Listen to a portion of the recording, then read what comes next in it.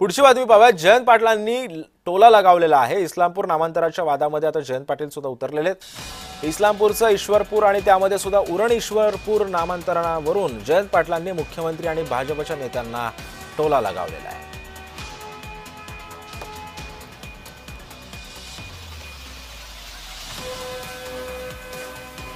देवाभाऊंना माहीतच नव्हतं ईश्वरपूरला आधी उरण नाव आहे।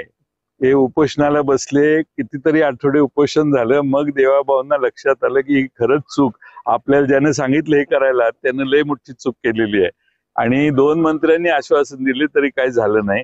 आता वरून केंद्र सरकारने ईश्वरपूर झालं म्हणून जाहीर केल्यावर परत आम्ही लोक नाराजी पसरली उरणातल्या लोकांची, आणि हे सरकार कसं टाळतंय उरण नाव द्यायला। आता नाईलाजाने उद्या निवडणूक आहेत म्हणून आज कोड ऑफ कंडक्ट जाहीर होण्याच्या आधी त्यांनी हा ऑर्डर केले।